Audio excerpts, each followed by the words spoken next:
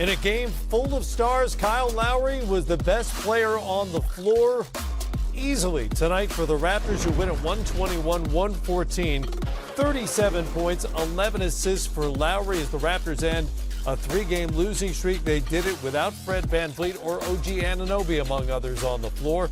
Pascal Siakam had 39 for the Raptors, and the night did not go well for the defending world champion LA Lakers, who lose for the sixth time in 7 games.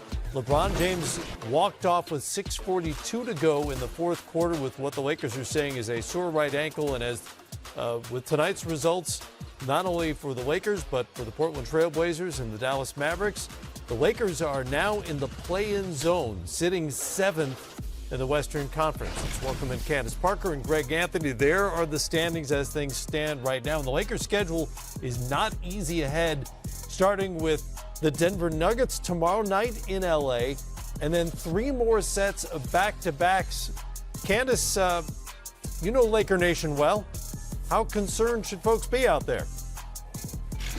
Well, I think they should be concerned with the fact that LeBron has a sore right ankle. You know, if he aggravated that, it could definitely be a blow with not much time left. But at the same time, you know, I think that LeBron and AD, if they are healthy and they're able to be out there, I wouldn't count them out just yet. I know they've lost 6 of 7, but a lot of the mistakes and, you know, it's from rust, but it's also from committing to the defensive end. What has made them so special this year, and especially at the beginning, was the way they defended. And the Lakers of old, at the beginning of the season, I don't know if would let Siakam and Kyle Lowry both go off in this game. Yeah, the Lakers still have the #1 defensive rating in the NBA. You wouldn't know it by tonight's performance necessarily, because Toronto just kind of ran roughshod all over them. What in your mind is going on with the Lakers? Is it the lack of continuity with the players coming and going, the new parts, the old parts returning, or is something else happening? I do think there's a little bit more to it than just that. And listen, when you watch the way this game was played, they were just always a step behind.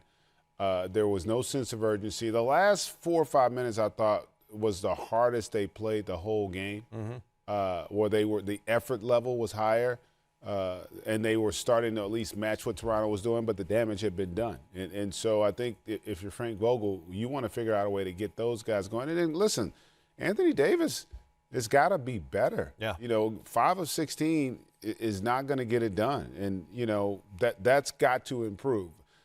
He's been back a lot longer than LeBron has. So LeBron didn't look great either. He had 5 turnovers in the game.